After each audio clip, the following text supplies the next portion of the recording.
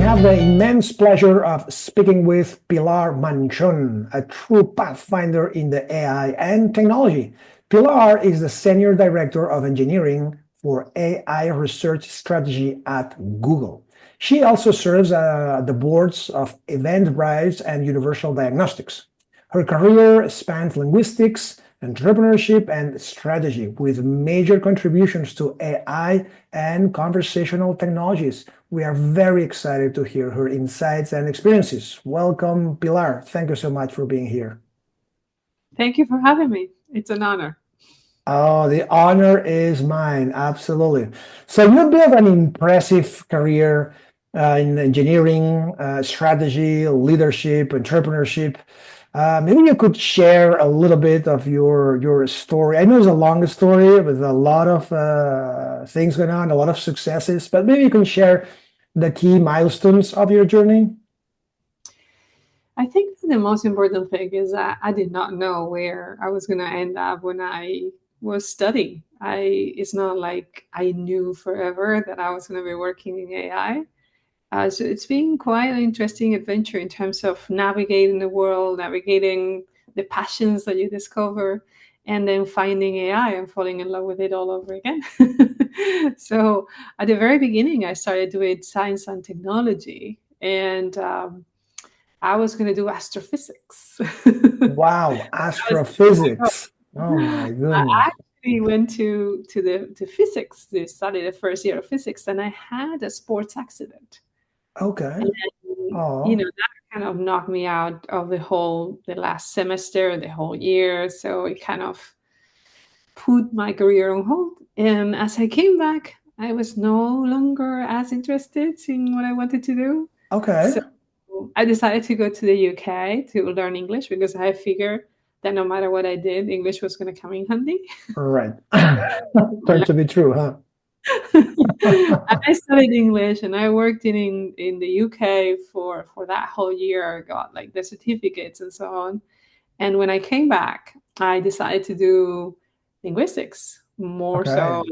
English philology, Anglo-Germanic philology to be more Yeah. precise. So I embraced my love for languages and communication.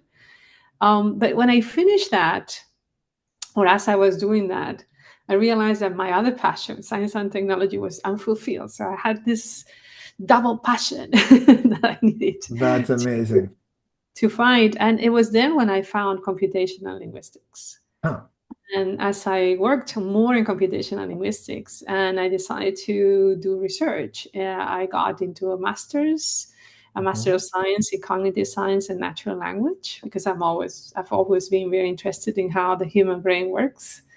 And that Yep. was the beginning of my AI career.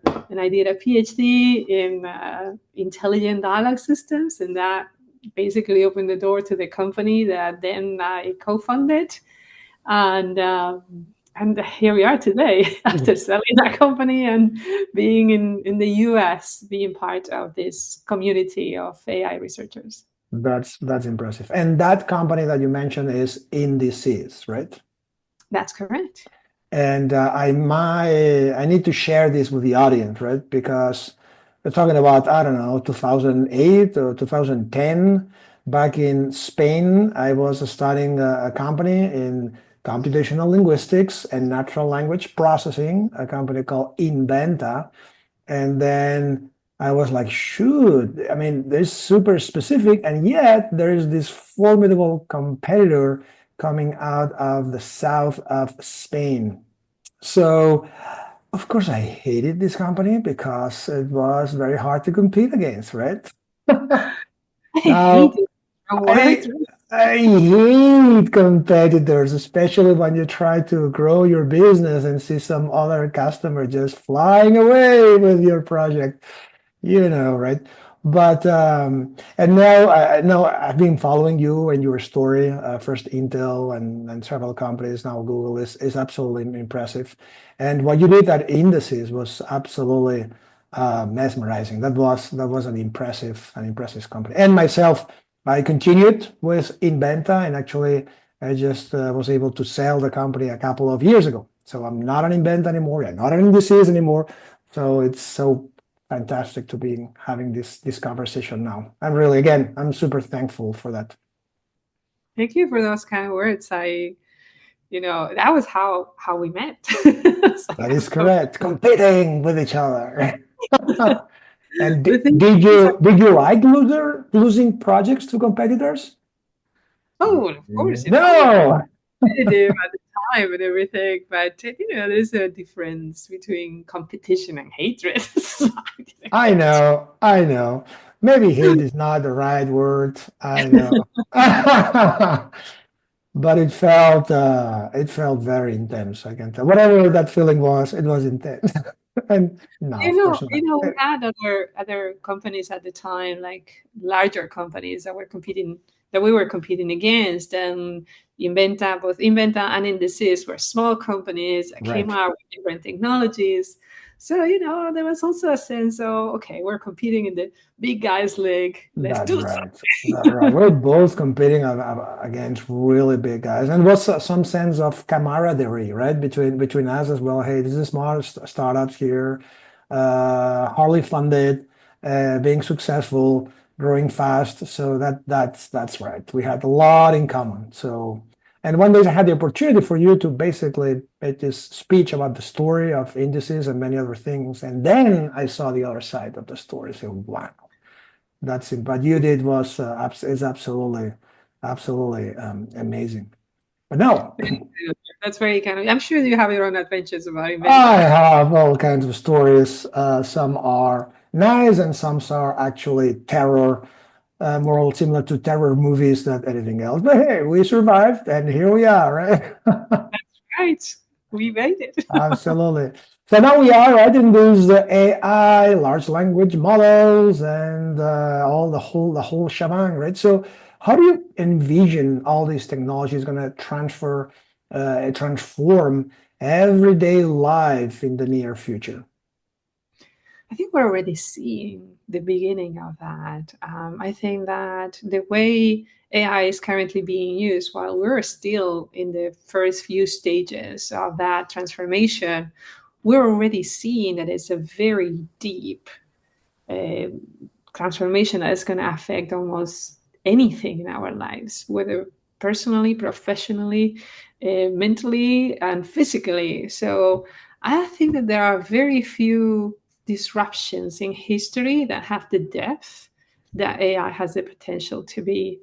And as we are seeing in different episodes, anything that happens that could be of major impact in AI affects everything else, affects the markets, affect how we feel, affect the news. So right now, AI has become a key ingredient in how we build the next phase of society. Absolutely, I absolutely agree, and it's incredible that it's basically couple of years, right? So the first thing at least exploded to the common air, right? And then the first folks were trying ChatGPT, and it's like, oh my God, that's a different thing. I remember, Pilar, that what I felt when I tried this technology for the first time was the same thing that I felt when I tried a search engine called Google a few decades ago. It's like, oh wow, that's just works. That's amazing. That was a transformation moment, and it's here to stay. And I completely agree. There are so many changes in everyday's life, whatever you want it or not, and some companies are aware of the use of AI, and some others just they think they're not using AI, but they do because the employees do anyways, right? So here we go. Absolutely. I think that it's because it's so transformational and so important to almost anything and everything that we do. It's also very important to do that development responsibly.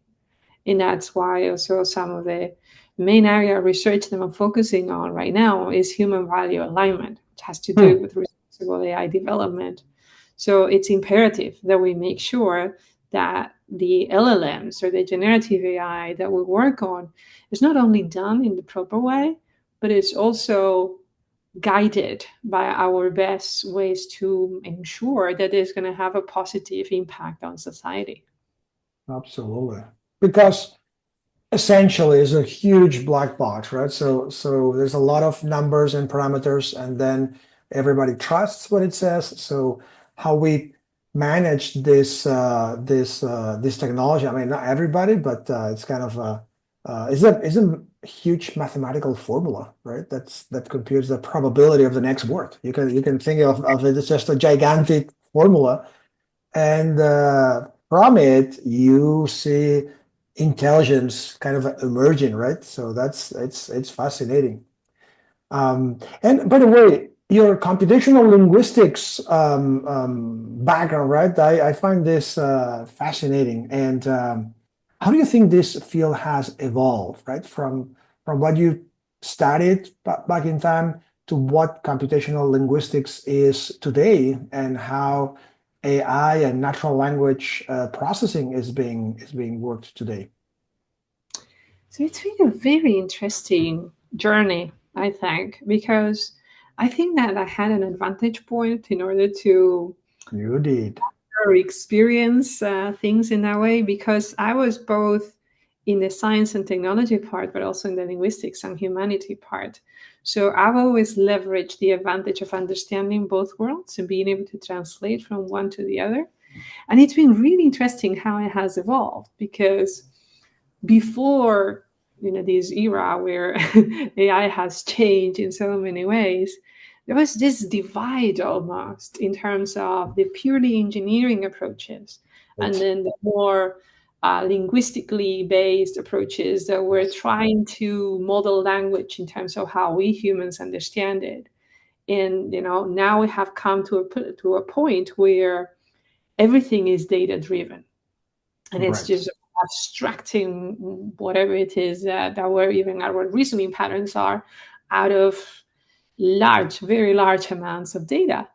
But as we come closer to being more and more sophisticated about it, there is more of a return to understanding what is it that we can bring to the table in terms of what we understand about the world.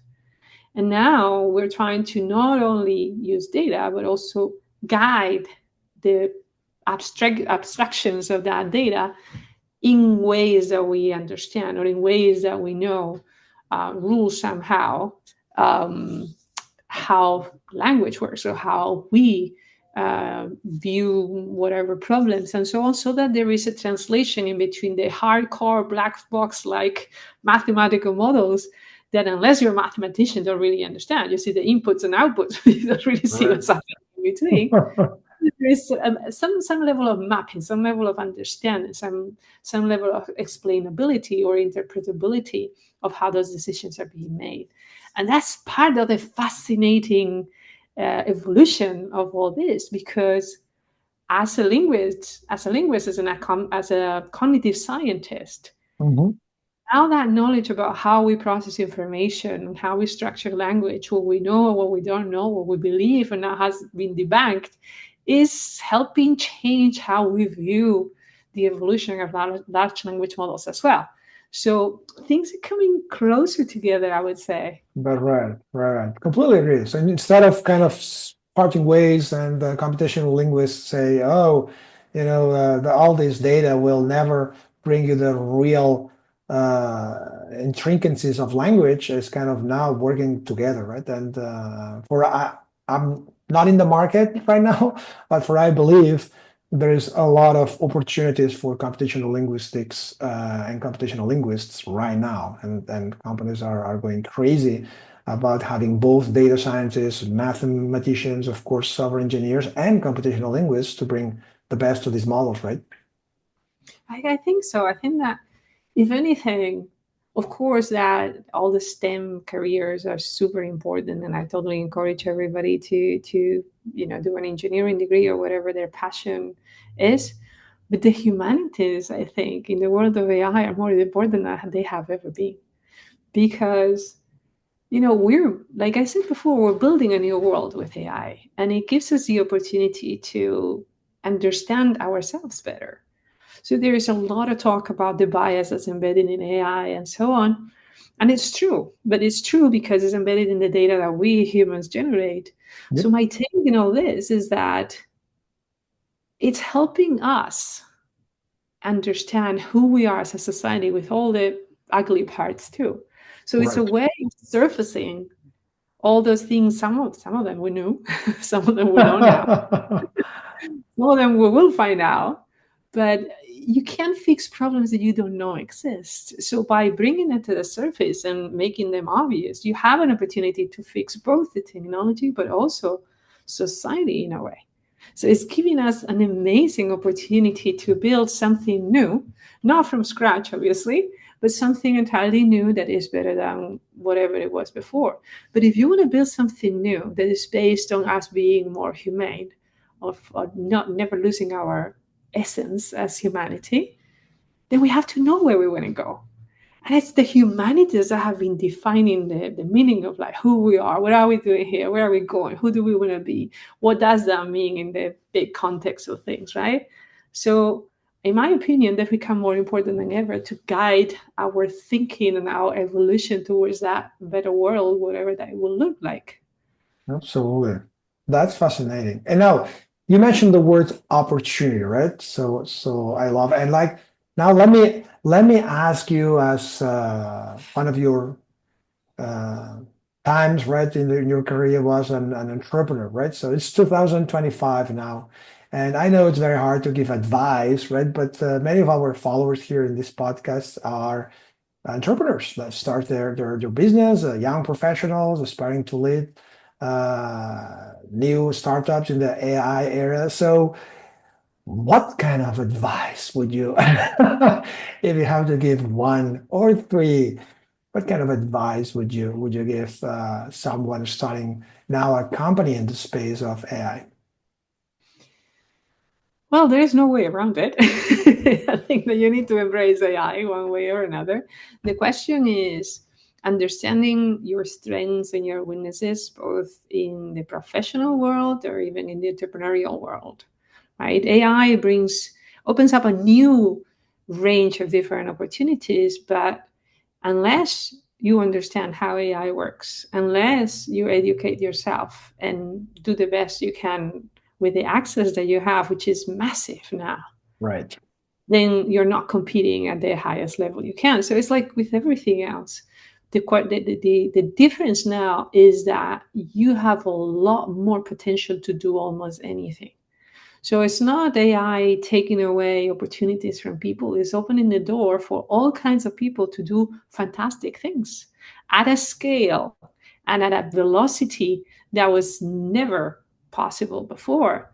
Like now you can generate a movie in 5 minutes or Mm. less, Right. right? You can do something that you would need before, like an enormous amount of resources and time and fine tuning and fixes and tools. And now, with a single tool and just a little bit of understanding of how it works, you can generate something that is like 10 times better quality than anything that took you 2 years before.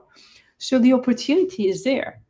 It's about using our creativity, our own skill set, developing our own way of, Mhm. again, finding paths for things that people might need.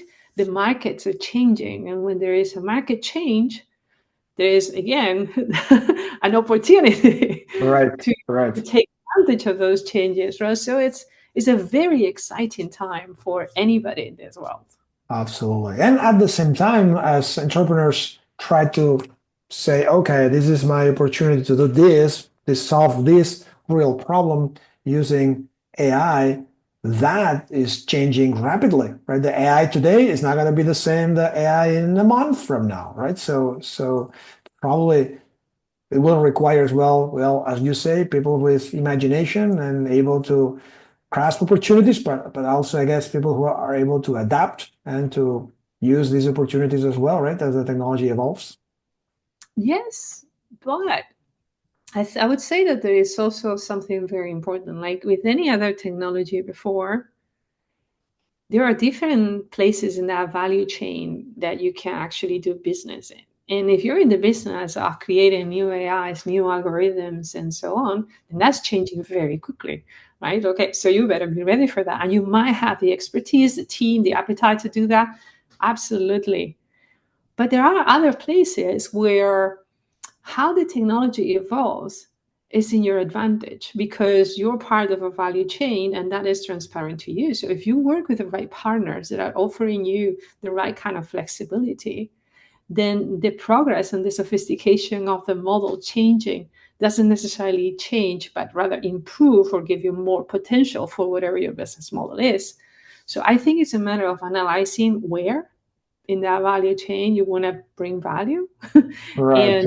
and making sure that you have the right partners to drive that business forward. Right. Right. And potential is not about, how I use AI or what's the latest on AI, but what is the problem that I'm trying to solve, right? And Mhm. and will customers pay for that solution? And then of course you whatever you want it or not, you're gonna need to AI because it's gonna accelerate the development, the deployment, everything around it, right? That's indeed super exciting.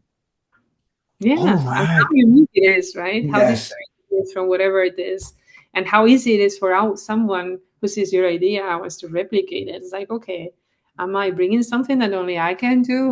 What is what is the advantage there, right? absolutely. Yeah, and these times where startups would just say, "Yeah, we are using AI as the competitive advantages." These times are gone, basically. Right? Everybody's using AI, of course, and it would be a big mistake not to. So, it's like, hey, besides you use AI, what are the other advantages that you bring? So I guess that many entrepreneurs have to ask this question, right? I think I like to correct something that you said. I don't think everybody is using AI. I think everybody's saying they're using Oh it. boy, it could be. It could be. I think that if you look up, if you look, under the hood of some engines out there, I don't think is what you would consider AI, but marketing is also important. Oh yeah, yeah. That's also right. Especially companies and products that are well established right in the past and say, oh, and now we use AI, meaning they put a couple of things on top of that, they pop, magic, magic. Now we are an AI company. But that's why it's more important than ever to do your own audit to understand, especially if you're getting in business with some partners and so on, to see what the value is, whether it's really AI or how advanced the AI is, or how differential it is, or whether it's based on other technologies and the differentiation is just a layer or is something more meaty that you can actually take advantage of. So I think the opportunities are out there. It's more exciting than ever. If anything, the major challenge right now is because you have so many choices, you have so much going on, that is like a overwhelming amount of information Right, and right. opportunity. It's So hard to keep up, right, with all the news, and every week there is the end of the something and the start of something else. It's a fascinating time. Who would say, right? You and me starting this AI companies back in 2010, but basically 15 years now, AI is here to stay, and everybody talks about it. I feel we were kind of pioneers back in time. I remember people saying AI, that sounds like an old thing when I was trying to sell our stuff. We were. We certainly were. We were in the world of AI before it was fashionable and stuff, Exactly. and That's it paid right. off. And we are Hey, now. we survived all that. We started our companies, we sold the companies. So I think that's a good outcome. And we learned a lot along the way, right? So that we met a lot of very interesting people.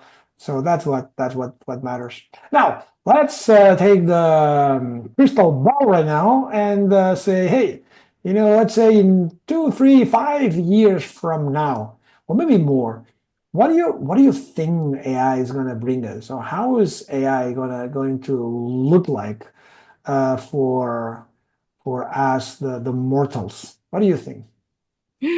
Well, I think that we've gone from a world where we need a programming language to basically instruct computers to help us with whatever. And if you were not a programmer, then you need somebody else to program that for you. So you have to rely on that interpretation. Yep. to a world where now with natural language we can add these prompts, right, and instruct these magnificent tools to do what we want. But still, you have to kind of understand how the prompts work, because if you don't, then you don't get the max that you can get out That's of it. that's true.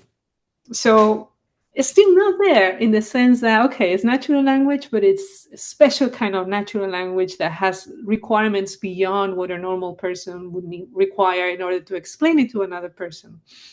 So I think that as we increase sophistication and performance in these models, it will be easier and easier for us to get out of them as much as we like without necessarily having to learn how to prompt them. So Right. the if natural language is becoming the OS for anything that we want to do, then it's going to become simpler and more basic to just get everything that we want by simply expressing it and letting the context and letting common sense dictate the parameters of what we want. Of course, if you want something more sophisticated, you have to go into something more sophisticated, but that was already there. That's not something that AI poses as a requirement. But for simple things that we want, that are just a matter of common sense and a matter of understanding the domain and understanding ourselves or our preferences and things like that, I think that AI is going to get more and more sophisticated.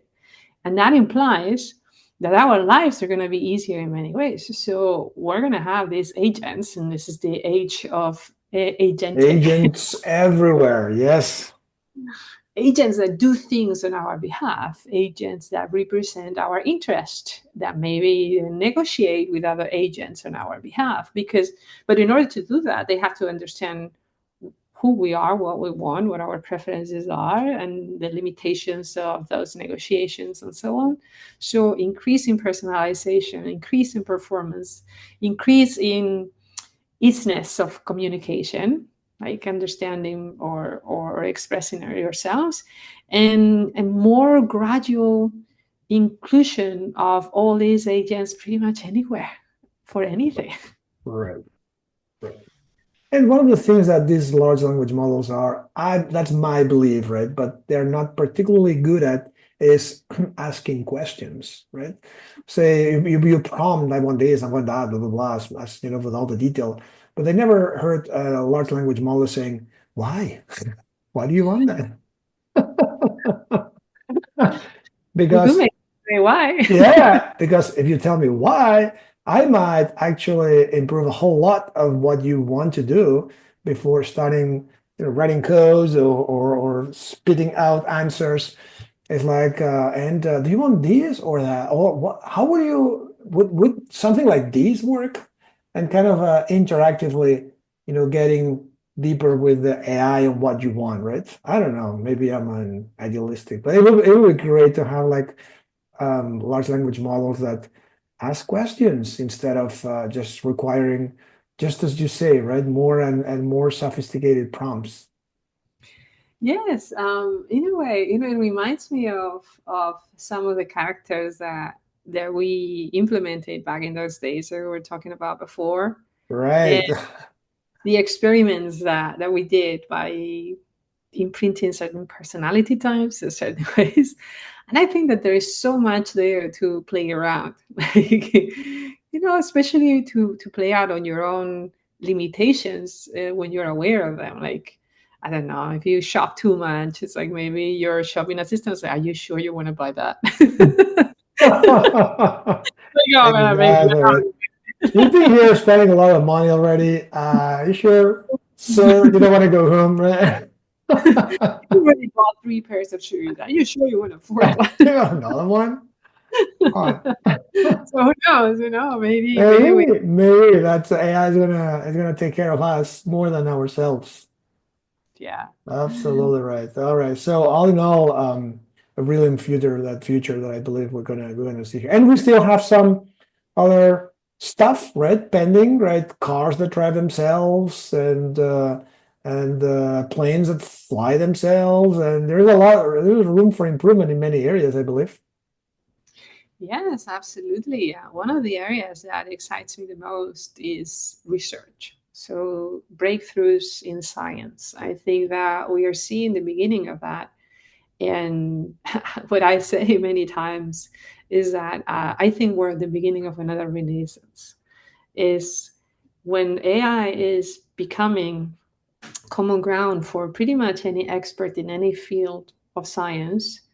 Now, those fields, those disciplines are going to advance at different speeds altogether, and we're only seeing the beginning of that with AlphaFold and some of the other tools that are basically helping the world advance millennia in terms of the time Wow. that they used to take to advance or progress in certain areas. And now we are discovering new possibilities. We're moving at such a speed that in the next few years, I think that we're going to see breakthroughs in very many different fields, empowered by AI as a tool, but that help us understand the world or the universe better.